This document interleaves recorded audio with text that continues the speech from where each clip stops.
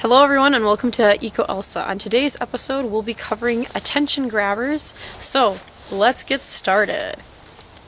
I don't know if you can hear that, but that sounded like a raccoon. I think they're gathering their forces. Oh no, watch out, the raccoons are coming, led by Rocket. I really like that movie actually, it's a good movie. Dun, dun, dun, dun.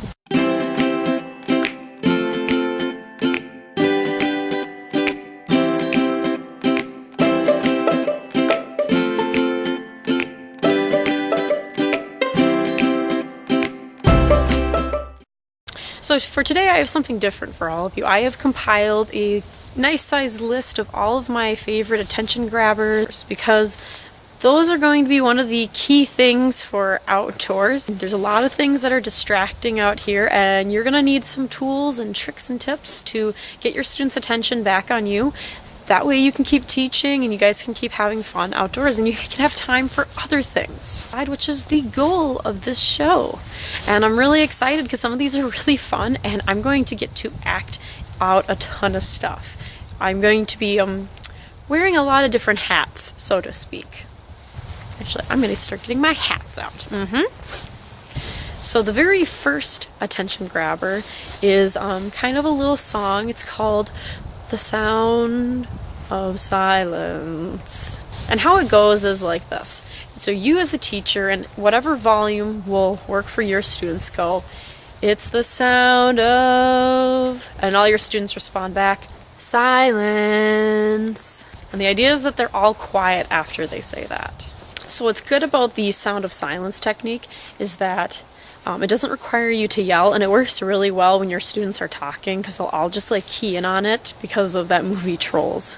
Our second attention grabber is called Bomb. So it goes like this. If you can whistle as a teacher, this works better if you have a loud whistle and can do it, but you know, any whistle will work. The biggest point is just it gets your students' attention. So you make it work as well as possible. So the teacher goes like this.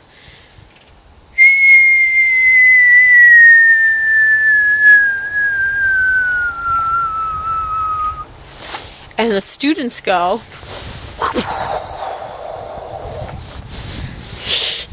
you see how that works there? You do the whistling and the students go like a bomb. And then they're supposed to be quiet so that you can talk. It may or may not work. They might just go a bunch. So see what works for you. The bomb technique should work well depending however loud your whistle is, but if you have such a quiet whistle the kids can't even hear it, it might not be a good one to use. The third attention grabber is a tried and true method. If you can hear my voice, clap once. If you can hear my voice, clap twice. If you can hear my voice, clap 3 times. Number 3 works well at any distance and any volume, as you may or may not be aware of with using it. The fourth attention grabber will be another one you may be familiar with. 1, 2, 3, eyes on me. 1, 2, eyes on you. See, I'm a little Jimmy, I'm a little stinker. Jimmy's back. Jimmy's back. The hats are an excellent idea. This is a great idea. I'm very much having fun with this. 1, 2, 3, eyes on me. It works well at any distance or volume as well. So the fifth attention grabber is just raising your hand. And this is when you'll have to work with your students ahead of time. And so you raise your hand up and they're all supposed to raise their hands up then and quiet down as well.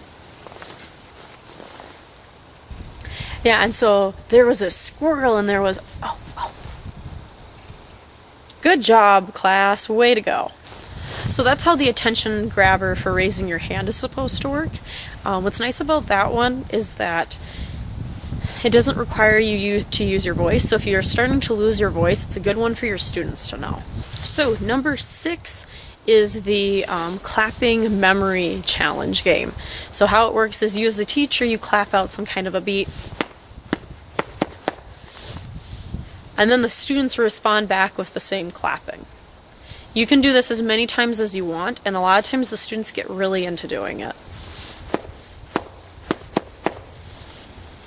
I really like this hat. My mom made it for me. It's very stylish and it's very warm. It's a very warm hat. I wish I had the scarf with me too out here. The seventh and final attention grabber is where the teacher yells out, "Freeze! Strike a pose!" And the students respond by freezing and striking a pose and turning their voices off because they are statues. Yeah, that little bunny, it was so cute and it was hopping away. Freeze! Strike a pose! This one works really well at any volume. I kind of like to yell it out because it makes it sound like a game.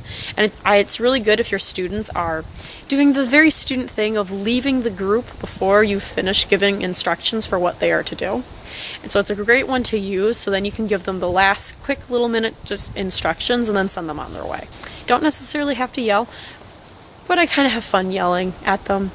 Freeze! Strike a pose! Additionally, what I have found is that if you switch up which one of these attention grabbers you are using, you keep it more interesting and you make it a little bit easier for your students to keep their attention on you. You'll have to balance this and see how many is too many for them to try and remember, but most of them are pretty easy and the kids will catch on really quick and their classmates will help them as well.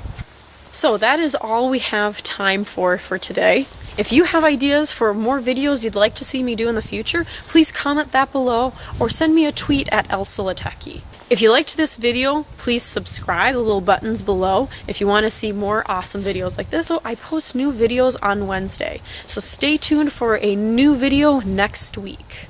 I hope you all have an awesome week. You be safe, learn lots, have fun, and get your kids outdoors.